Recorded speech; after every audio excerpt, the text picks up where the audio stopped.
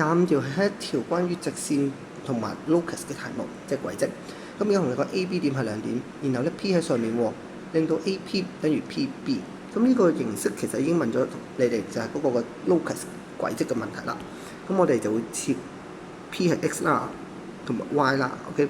所以啦，而家我哋好簡單，用翻佢嘅 concept 去做先。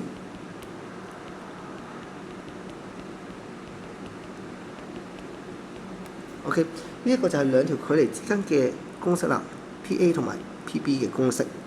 接住，因為咧兩個根號約咗 ，OK。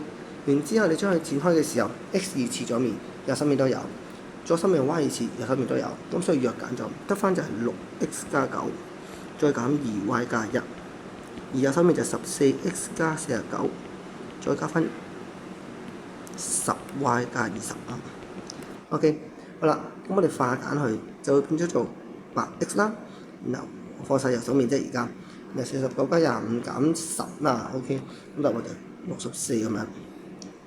咁有同學可以化簡就化簡去啦。咁雖然咧呢個唔係一個最重要嘅位置。好啦，咁重點係而家佢同你講 P 喺呢條直線上面喎，咁所以我哋就將呢兩條線聯立咗佢 ，OK，simultaneous 咗佢。咁我將呢條式乘以2啦，成條式倍大咗佢，咁你就可以相減，計翻個 y 就出嚟咯喎。咁0加 5y。再減翻10，咁所以 y 咧答案就會變咗做-2啦，所以答案就係 B 啦。